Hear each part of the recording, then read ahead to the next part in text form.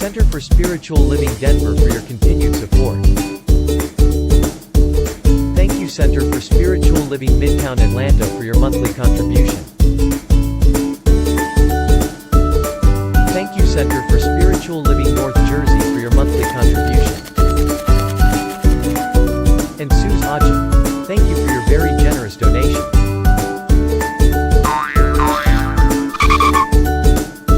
And a special thanks to Hefferland Foundation for your generous technology grant. And a big shout out to all our committed donors.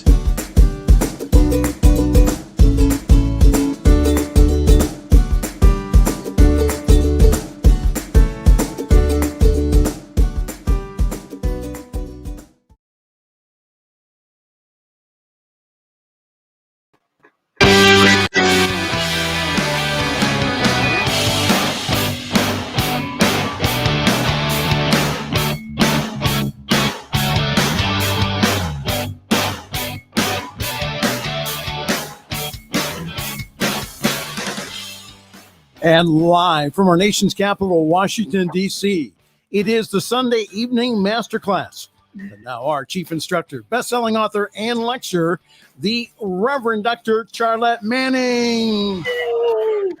Good evening. I like that applause. I like that. Good evening, Pastor Michael. Happy New Year. Happy New Year. Happy New You. Happy New Year. Listen, Reverend Sylvia did an amazing talk at Unity, Washington, D.C. this morning, and she says, it's up to you in 2022. And you know, that really struck very close to home for me today. And I thought about, A Course in Miracles teaches us that there's no order of difficulty in miracles. And that if all of us were able to create a miracle in our life or project out into the consciousness of the world, one miracle, and that miracle could simply be peace beyond all understanding. If we could just get that, we could transcend, transform, uplift the planet. So one of the things she talked about was about sovereign consciousness. Think about that. Being sovereign means to be fully in charge of those processes, those things, your freedom, your independence, and all of that is an individualized expression of yourself. So my focus for 2022 is going to be sovereign consciousness. I want my consciousness to be as independent and free as the consciousness of my life. So I want my income, my inner coming, to be reflected in my outcome. Isn't that something? How you like that, Pastor Michael? Where'd you go? How you like that? Isn't that awesome? No, I think that was a great topic. What a great oh my goodness. I mean, she, as we say in the neighborhood, she brung it this morning. She certainly did. And the affirmation is, I am the light of the world. Amen. Think about that. And I was watching the 20th anniversary reunion of Harry Potter and the cast of Harry Potter. And they were talking about, remember how you could see those candles hanging from the rafters in the Great Hall? And yes, everybody was talking about being the light. And if we all stood in the power of our light, even the crazy that's going on that we're going to talk about tonight, the crazy out there do we have will not be reflected on the crazy in here, right? I got that. Yeah, there's a lot of that going on. Yeah, so Pastor Michael. Yes, ma'am. There's some real crazy going on right now. And I would, I first wanted to give light and love to, Betty White, who was absolutely, I don't think I know anyone who could say the name Betty White and not smile. I mean, not only was she a human rights activist, animal rights activist, you know, people don't realize that back in the day, I want to say in the early 50s, like 51 or 52, I believe that she had a television show Yes, the Betty White and Show. she had a black actor Yes, who was going to be on her show. And she got so much flack. And she basically told them, get over it. Her show was canceled right after that. But she stood up for the rights of Americans in this country to be able to participate in all of this, these freedoms that they left Europe and came here to experience. They left England to escape religious persecution and came yes, right here and started imposing the same persecutions on people who were already here. right. I mean, the crazy's been going on here for a long time. A long Well, time. so that's why we need to call it out and say enough's enough here. That's right. Yep. And you don't have to be obstinate and you don't have to be arrogant as some of the crazy people out here right now. So, you know, I would be remiss, and you and I talked a little bit about this earlier today before we get into the Kwanzaa discussion, which, you know, this last week from December 26th to December 31st, we celebrated Kwanzaa. Now, Kwanzaa is a celebration in the Black community that started in the 60s. Now, what most people don't realize, or maybe we should set this up because of the, and Yes. I had to take a pause Okay. to say that the opinions on this broadcast are my opinions, okay? And don't write Michael and don't write Reverend Rob and don't you want to get upset with somebody, get upset with me because I'm getting ready to tell you that we really have some serious people stuck on stupid in this country right now. And unfortunately, they have the ear of so many of our citizens who don't bother to investigate or educate themselves on anything. So this dumb, and I'm gonna call her out, and I'm being really nice at calling her dumb because there are a few other choice words I'd like to use that I can't on Dr. the air. Manning, please don't do that, okay? No, I'm not Okay. going to. And I'm going to say the same thing to you, so you make sure you don't either. Okay, Okay. okay. But Congresswoman Marjorie Taylor Greene made the dumb comment, okay, and has since been, not because of this comment, but because of COVID misinformation, she's now been banned from Twitter, suspended for good from Right. Twitter. Can I But Marjorie Taylor Greene, a 6-day, came out and said that Kwanzaa was a fake religion, which shows you that she is ignorant as she can be because she doesn't know jack about Kwanzaa or what Black people celebrate. can I Which, read the article? sure, Okay, so you let's got, yeah. okay, So let, absolutely. so let's read the article, and this is what Dr. Manning's talking about. This is from Huffington Post. It says Marjorie Taylor Greene deems Kwanzaa a fake religion in a bizarre Twitter attack. The Georgia Republican suggested that her party was pandering by acknowledging the week-long celebration of African culture on social media. And it goes on, it says,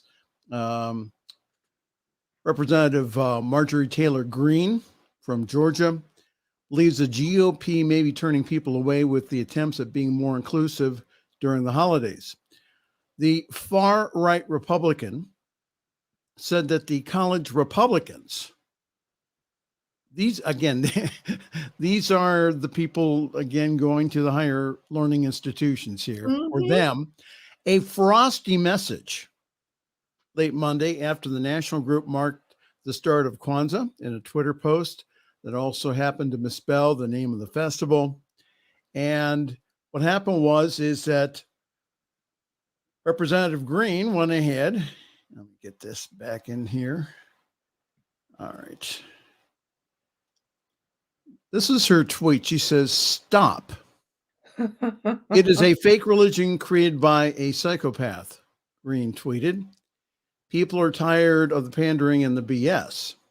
And again, this is from the article now. It says, of course, Kwanzaa isn't a religion at all, but a 7-day holiday festival that is observed from December 26th to January 1st. Now, I'm going to mess up this guy's name, so I'm going to let you say it. It was established in 1966 by... You go ahead, because I would destroy it as well. Okay. Yeah. It's Dr. Maulana Karenga. Yeah, very good. You did a good job.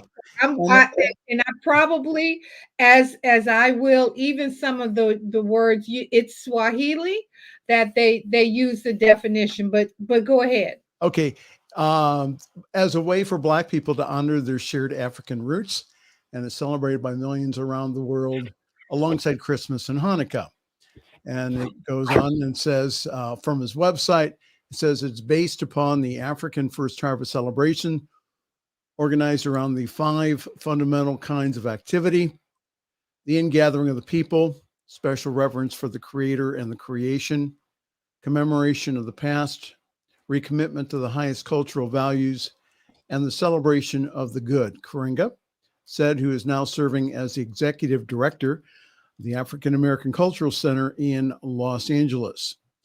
Representative Green alluded to Karenga's post, however, appears to be a reference to his 1971 conviction on charges of assault and false imprisonment. Calling himself a political prisoner, Karenga was released after 4 years and has long denied the charges. And he was released because, again, that there was pressure put on the government from Black politicians to get him out of there.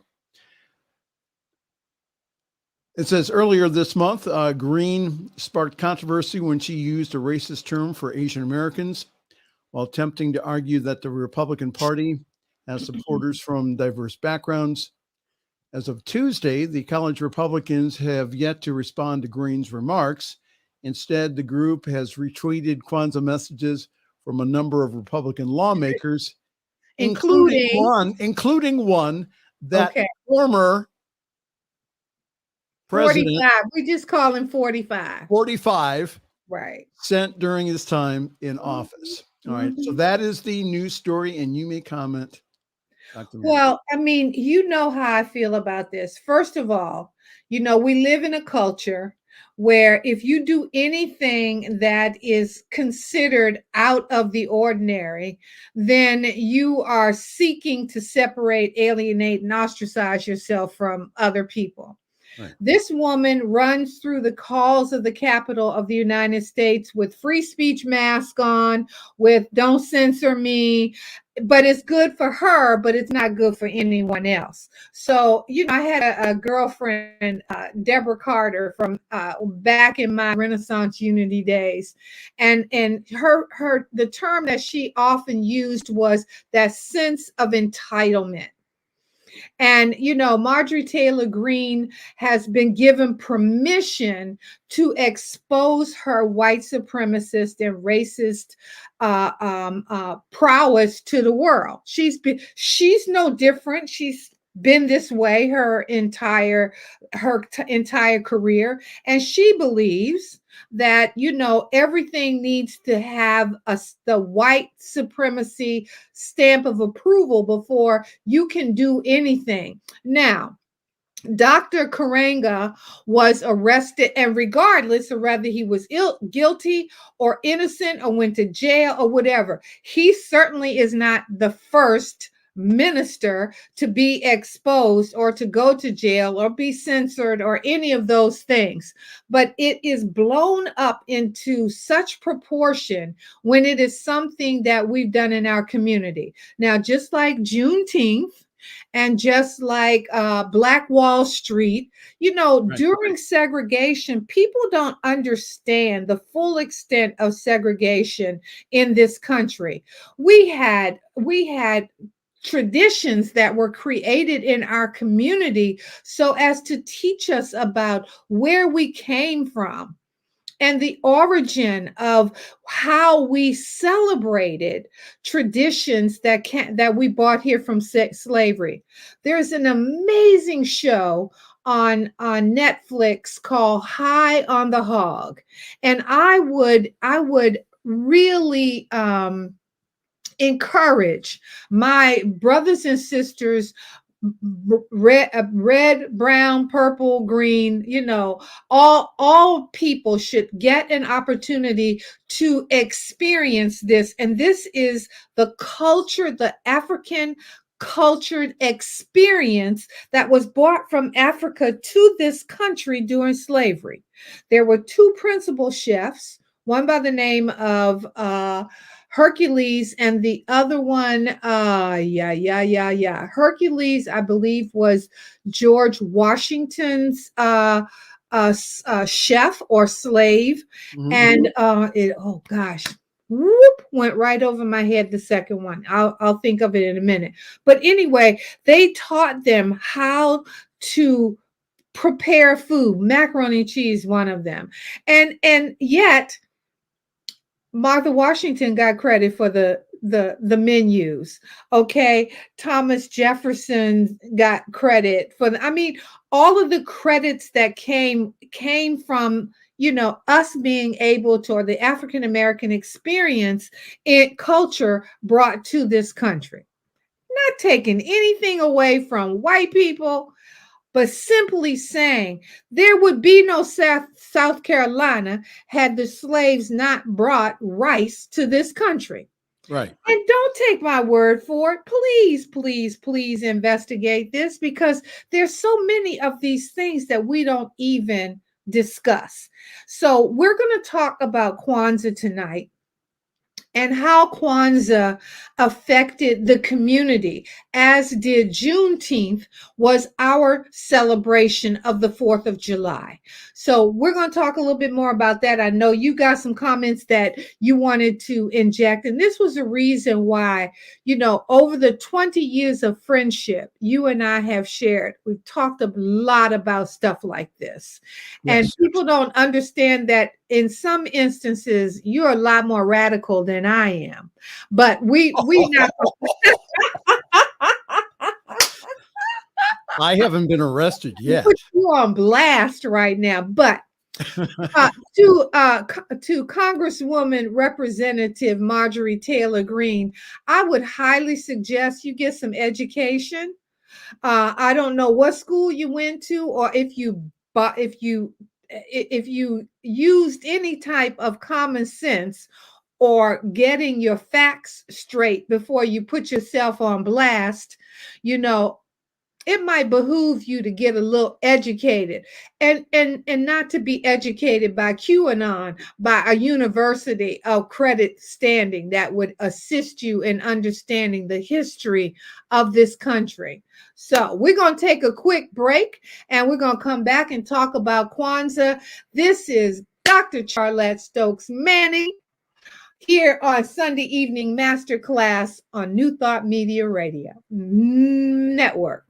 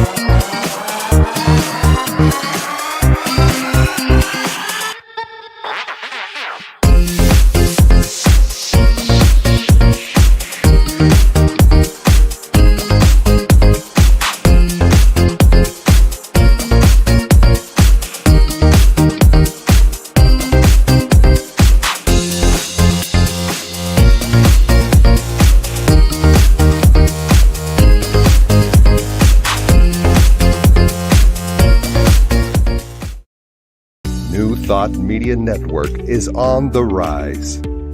We're looking to grow with you. Do you have technical media experience or perhaps a desire to learn? Are you willing to volunteer your precious time and attention? We share this message to benefit all. If you possess a computer with a camera and a microphone, we will share our knowledge with you. Behind the scenes or being the star, let us bless our one. Contact us at info@ntmedia.org.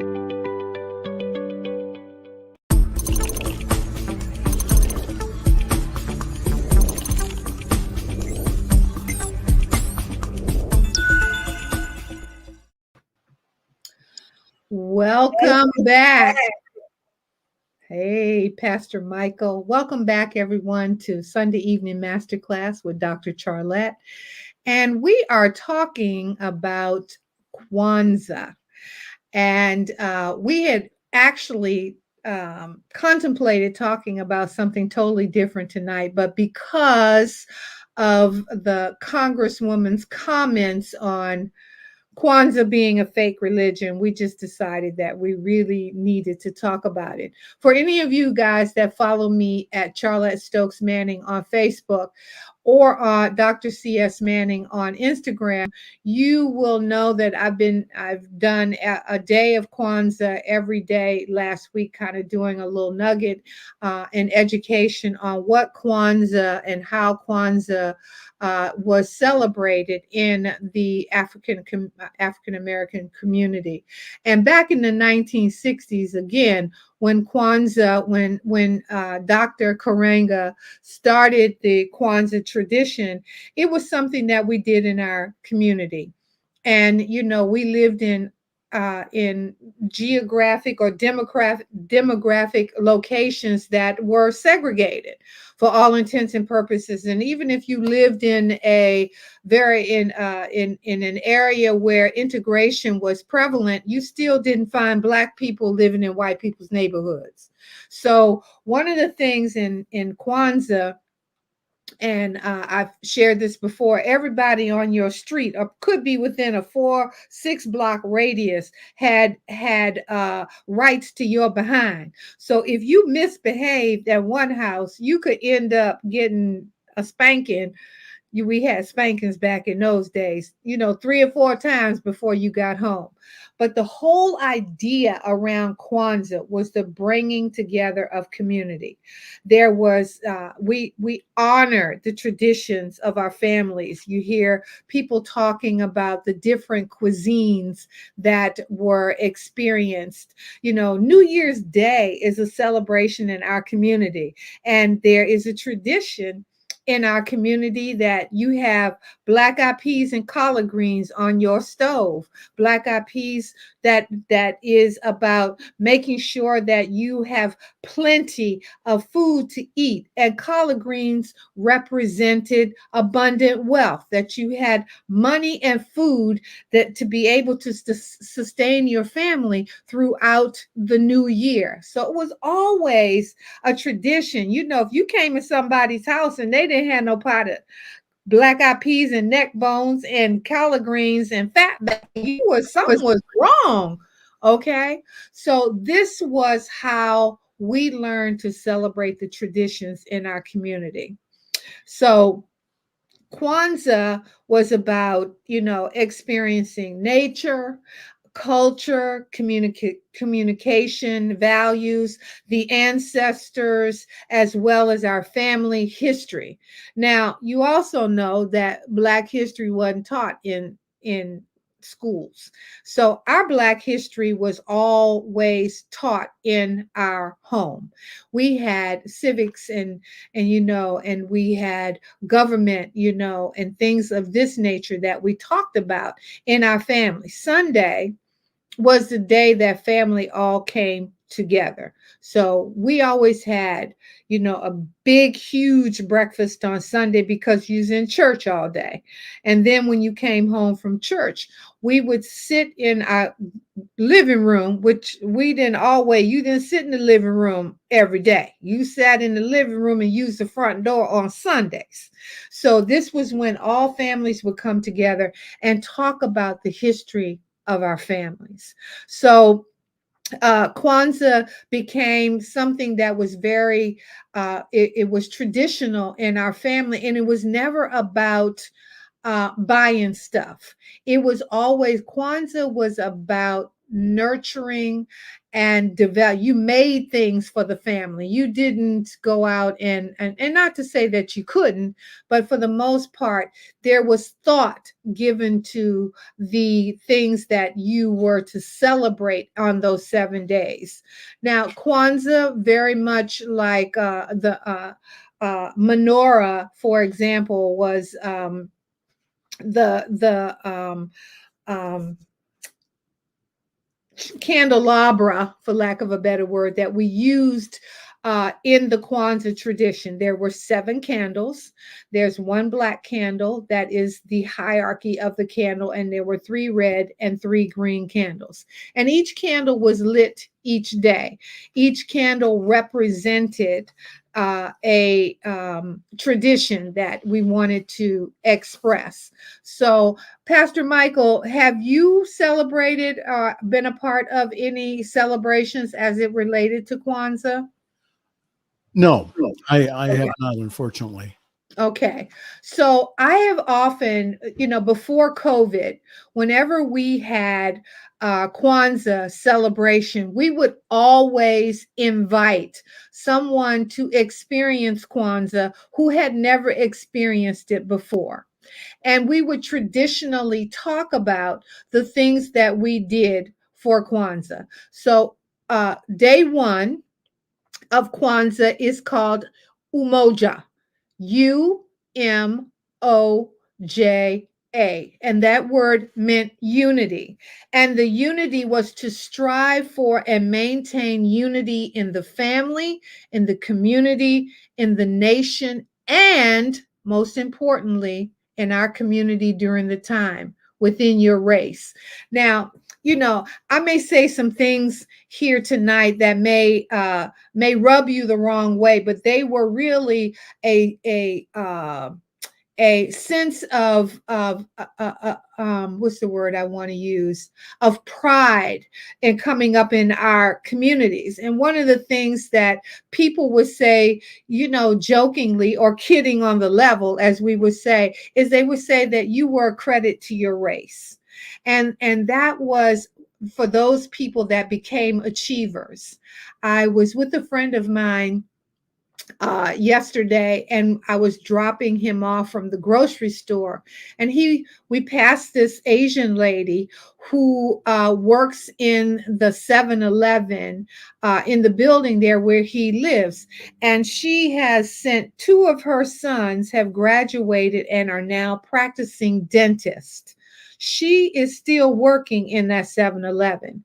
So sense of pride was to see the uplifting of your community and the race within your community. So every achievement that you made within your community brought in unity within your community, which is something that we say in the unity movement.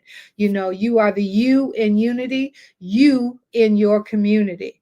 So, you never wanted to do anything to embarrass or alienate or ostracize or do anything that would not make you a credit to your race in your community. And that's why I was saying you never wanted to misbehave. The worst thing you could ever do to your parent is to have another parent or someone around the corner see you do something that you didn't have any business doing and disappoint your parents or your grandparents. So the second day, now this one is really difficult for me to pronounce. It's called I'm going to spell it.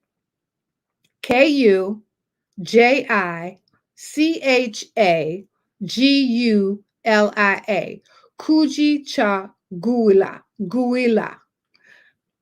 Anyway, it means self-determination. So self-determination was, again, every opportunity that you were given within your community. And a lot of times, not great movie that you could see this experience is Hidden Figures, about the three Black women who worked for NASA, who worked on the Kennedy program. Well, the young woman who was the mathematician in that movie had their whole community took up collections and had fundraisers, as we call them now, to help send Mrs. Johnson to an elite school for the gifted, so that she could even have the opportunity to represent as a mathematician. She was, by all intents and purposes, beyond genius. I mean, she was a mathematician that was beyond scope, and she was able to be a credit again to her race by going into an all-male, white-dominated environment and become the driving motivational force for John Glenn to take off into space. So as we see this is where we talk about self-determination in our community. Then we have Ujima, UJIMA, which is collective work and responsibility. We could not be average in our communities. A lot of the things that you say, you've heard people say, you have to be 150 times better than your counterpart in order to be just given an even shot. So when you think about being an overachiever, or just to be considered average, you had to be 50% better than your counterpart.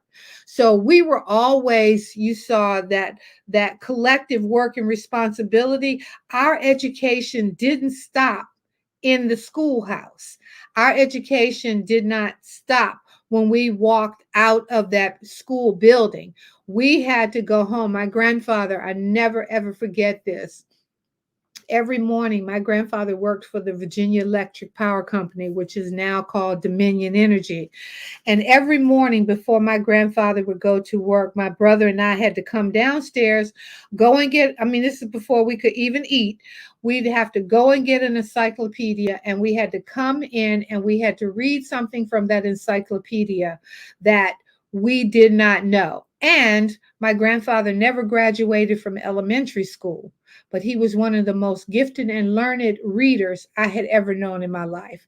My grandfather was so articulate and well-spoken because of his own collective work and responsibility into his self-determination about educating himself, so that he was self-learned and he could go toe-to-toe with anyone on any given conversation. So collective work was about the contribution that you made to your community. So tithing and stuff like this was stuff that just came natural to us.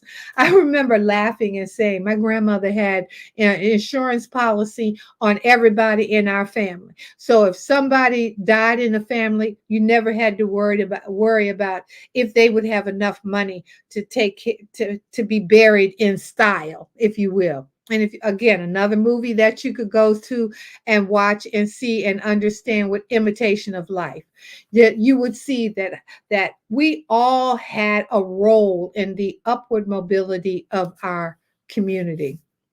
So, Pastor Michael, you still there? You with me? I'm always here. Okay, I'm always in the background. You have a way of I'm just listening very well. Go ahead. Going to get a glass of water or something. You know how you do.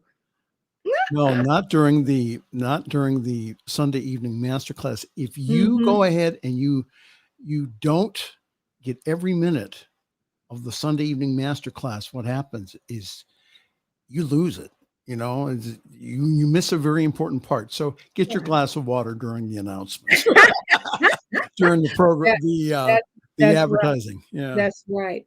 No, So, as I'm sharing about Kwanzaa, that there are a number of people that have asked questions about Kwanzaa and why it is such a it has such symbolism in our community. And again, it goes back to what Reverend Sylvia was talking about today about having sovereign consciousness, and our families, we grew up for all intents and purposes. We didn't know we were poor, and by somebody else's standard, they considered us poor. We never saw ourselves as such. So our environment protected us also as we grew and learned. And so when integration happened, it was not an alien concept for us, if you will, because we were always taught that we're supposed to act a certain way. I didn't want you to leave. Oh, okay. Okay. I'm talking to you. Oh, You no, know, go but ahead. when we think in terms of how we did that, your parents had a certain criteria, a way that you were supposed to behave when you had Absolutely. company come to your house and Yes, children were seen and not heard. It wasn't absolutely. something that was alien to a certain community. And if we began to communicate with each other, we began to realize that our communities were not that different, that we all had those rules and regulations that we had to abide by as we were going through that. So do you think we should take a break now before we do the last 3 or 4? Or I'll tell you, why don't you go about 5 more minutes? okay, Okay. so I had a question about why was Kwanzaa necessary, uh, and I can only give you my opinion. And we come from a very proud people, Black people in this country, and we've gone from, and I don't know if it's an evolution or not, but we went from being, Negroes, the to colored, to the National Association for the Advancement of Colored People, was which we were called in 1909 when the NAACP was founded. But there were white people, Quakers, and Jewish lawyers who were a part of the founding fathers and mothers of the National Association for the Advancement of Colored People. That's Yes. what we were called then. Mhm. And we went from colored to Afro American, and then we went to Black, and then we went to African American. So the whole evolution of the culture, again, was about the upward mobility of us as a people. Now, Can I again, ask a question real quick? sure you can. Sure. Okay. So one of the things that in researching this for tonight, um, Dr. Karenga, from what I understand, is a secular humanist. Yes. Okay. So the celebration of Kwanzaa has nothing to do with any type of religion. It has No. to do with values that uplift and keep the community. So Correct.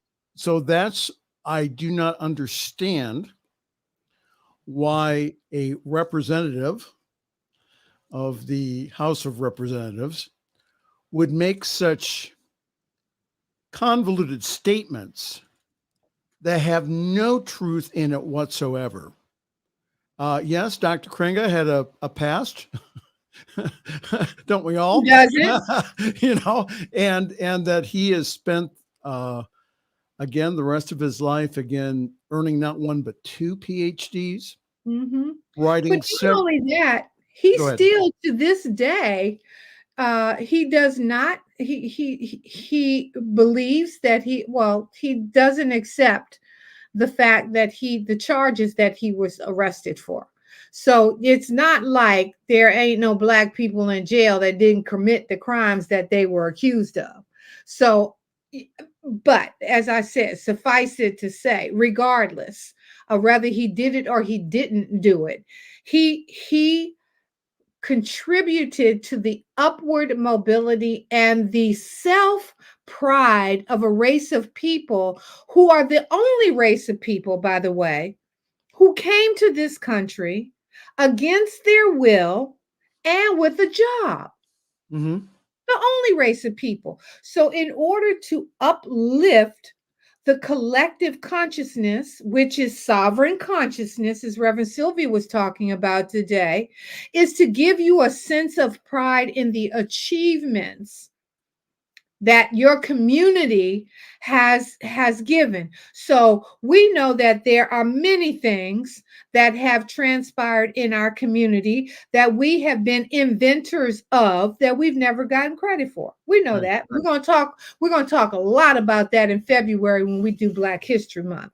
But we can't sit around and try and force who we are and what we've done on other people. We can only continue to strive to be what our grandparents and great grandparents, when they wanted us to be, a credit to our race. And I wanted to ensure that that is not a negative, that's not perceived as something negative, that was a compliment to a single mother with 9, 10, 11 children that can educate, college degreed, all her children on taking in laundry and ironing white folks' clothes and babysitting white folks' children. Another movie, go watch The Help.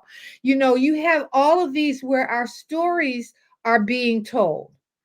But we need to, it's not something that's just going to be a book that's going to be opened up for us to see. So people like Marjorie Taylor Greene, who doesn't even realize the impact that she's had on starting this conversation, even about Kwanzaa.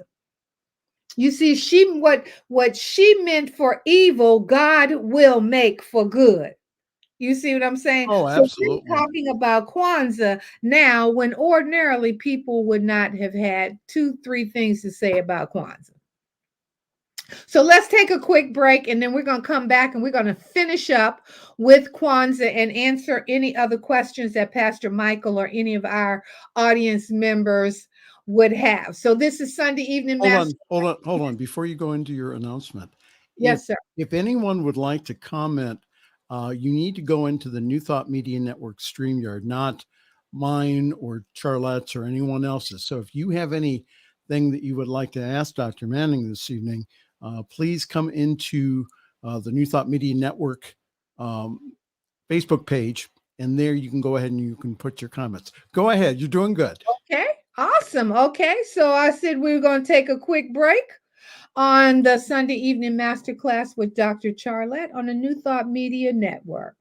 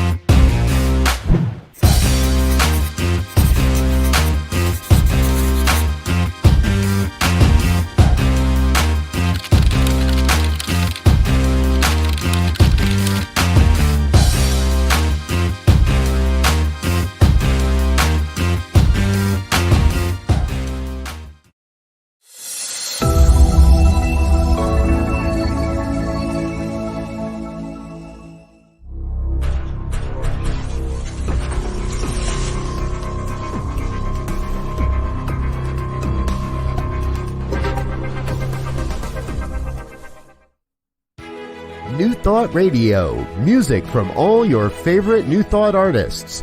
From Jamie Lula, Karen Drucker, Gary Lynn Floyd, Ricky Byers, Daniel Nahmod, Eddie Watkins Jr., and many, many more.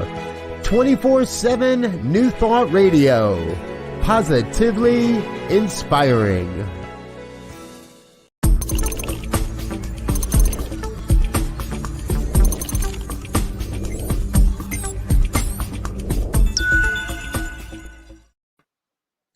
We're back.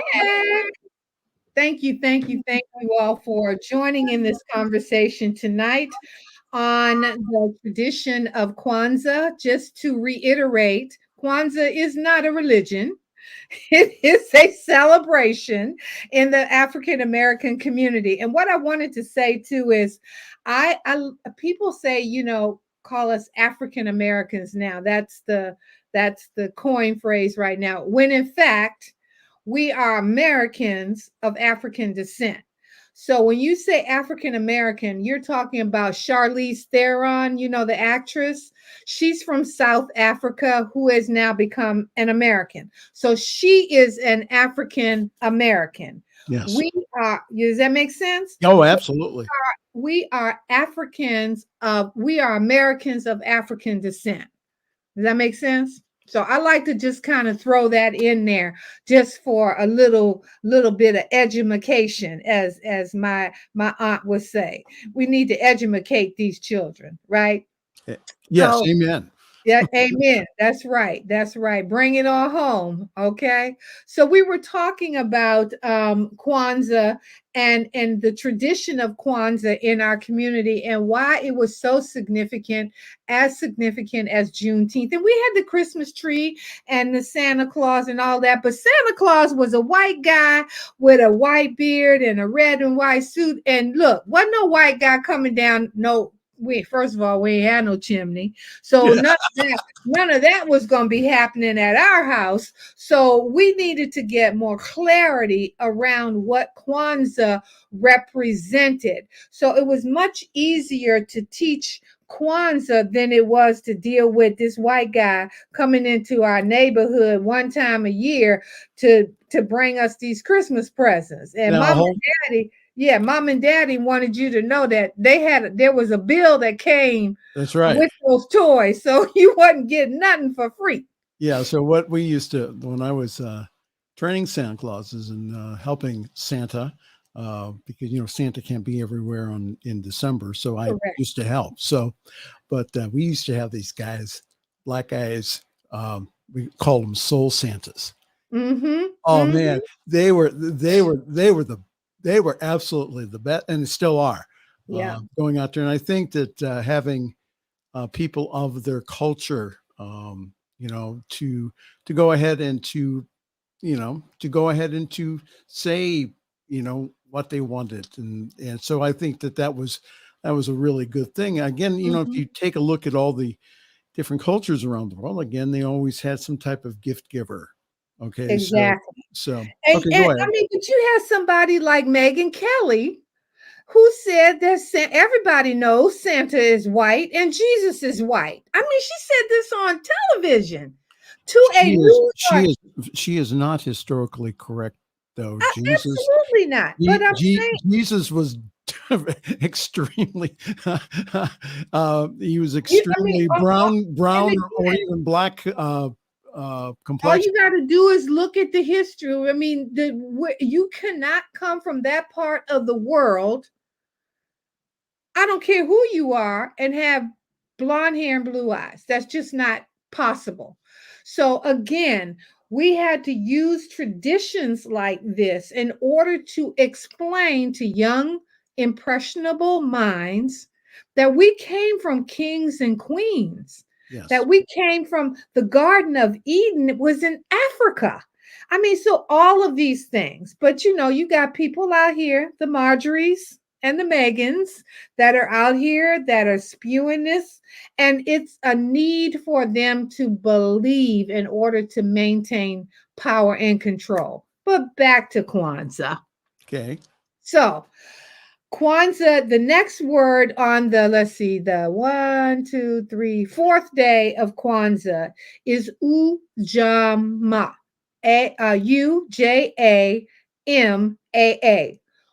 Ujamaa. Ujamaa. Okay. And that means cooperative economics. Now this is really, really important to know and understand. Okay. Now, when I was growing up, there was a grocery store on the corner across the street from out now. It wasn't like a Giant or a Kroger or a Safeway store like that. This was a community store. It was, the name of the store was Sunshine Market, and it was owned by a Jewish family. Now, that everybody in the neighborhood knew them, and everybody in our neighborhood, we had a grapevine in our backyard. Our grandparents, they canned preserves and they made stuff, they had gardens and all this other stuff. But if that Jewish man had to drive 10 miles to buy a head of lettuce from another Jewish store, that's what he did. Now, cooperative economics is about our dollar. Our dollar, since integration, our dollar does not circle our community. And when I say that, I mean that Black people are the highest producers of first-class everything. Liquor, clothing, cigarettes. I mean, you name it. Anything. Cristal champagne. They ain't got a pot or a window, but they drinking Cristal. And I'm not being critical. I'm simply saying, when we talk about cooperative economics, we're talking about spreading the wealth within our community, that we are utilizing the resources within our community so that all of our businesses grow and thrive. So when you have the Tulsa Black Wall Street, for example, and I was talking to another friend of mine, and we were talking about, was it? I can't remember if it wasn't Reverend Sylvia, but we were talking about how, yes, it was Reverend Sylvia. We were talking about, there was a time when you drove from New York to Virginia, or from New York to, Hampton or places like that. Your mother would have a shoebox where they would have with wax paper in it, and you would have fried chicken, and you'd have cookies, and you would have potato salad, because you couldn't stop. Right. You couldn't go to the bathroom in most of these places. If you were able to stop and get gasoline, that's all you could. Nobody could get out of the car. So all of your food and all of your eating, everything that you had to have. And we kept trying, as kids, trying to figure out, why is my mama putting fried chicken in a shoebox, and all of this.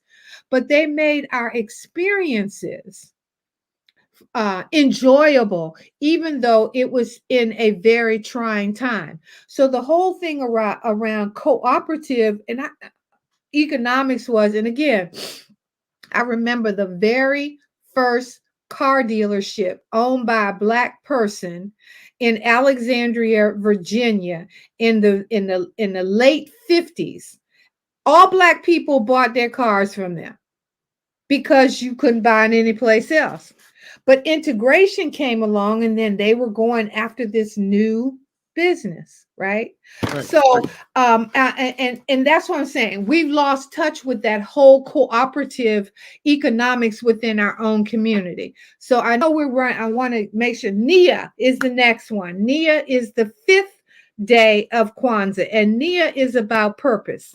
And that's where that sovereign consciousness comes in. Prayer, meditation, being able to focus your time, energy, and attention on spiritually uplifting yourself and finding a divine purpose. Again, I want to use the example of Venus and Serena. Okay, Venus and Serena's father had a plan and a purpose before Venus and Serena were even born. He came up with this 78-page plan. And if you get a chance to see his movie, King Richard, see it. It tells you the entire history. Venus and Serena were not even born. He had 3 daughters by his wife's first marriage. They were not even his children, even though he treated them as his children. One daughter is an attorney. She became a corporate attorney. One is in public relations, and I think the other one was an educator. But each one of them had an assignment within the purpose called Venus and Serena, tennis champions. He told Venus that she was going to break the glass ceiling for tennis and Black people being in tennis. But he told Serena she was going to be the greatest of all time. And he brought to fruition those things because he got beaten up by the gangs in Compton trying to find a place for the girls to train. He was alienated and ostracized by the trainers who only wanted to train Venus and didn't want to train Serena. So he had all these obstacles that came along the way, but he never lost his nia, his purpose. Kwanzaa, which goes in alignment. That's Kuumba, and that is around creativity. Richard Williams, Venus and Serena's father. Do any research you can on that. That guy will teach you about creativity and purpose. And if you have something within the spirit of your I am that you want to create and manifest into this world, you don't have to reinvent the wheel. There are people out there that have done it, and all you have to do is follow that path. And then, of course, the last day of Kwanzaa, which we celebrated yesterday, is Imani, and that is about faith. None of this is possible without the faith that we have, believing in those things unseen, knowing that we can, regardless of our situation and our circumstance, that we can go above and beyond all those things. So I hope that I have been able to shed some light on the fact that Kwanzaa is a community lifestyle and not a religion. So I know that we're running close on time, and I've been talking really, really fast. Pastor Michael, did you want to throw something in there? We only got like about a minute to go. So I'm supposed to tell you that, not you. I'm watching you. Watch that clock. Oh, I have to. No, I think it was, thank you for the explanation this evening, and hopefully we can do it next year like we did the Hanukkah candles. I think that the more that we bring out the celebrations of all communities, I think we understand each other. We really understand that we are one, it's, and that we have beauty to share with each other. So thank you for your explanation. That was really nice. And when we can get away from this Baptist and Catholic and all of this kind of religious stuff, and to understand that there's only one power, one presence in this universe. And regardless of whether you call it God or Jehovah or Yahweh or Allah or Krishna or Buddha, if you can accept the fact that there is a force greater than yourself in this world, and that purpose is for you to be a light to this world. And as Reverend Sylvia left our service today, the affirmation that I want to share with you tonight is for you to know that you are the light of this world. Go out and let your light shine. I want to thank you so much for joining us tonight. This is Sunday Evening Masterclass with Dr. Charlette on the New Thought Media Network.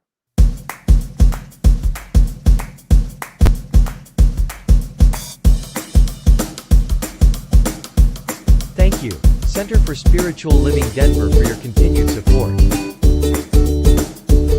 Thank you, Center for Spiritual Living Midtown Atlanta, for your monthly contribution.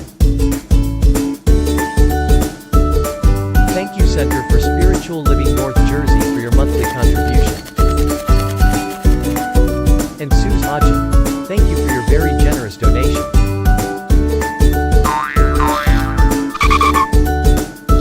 And a special thanks to Hefferland Foundation for your generous technology grant. And a big shout out to all our committed donors.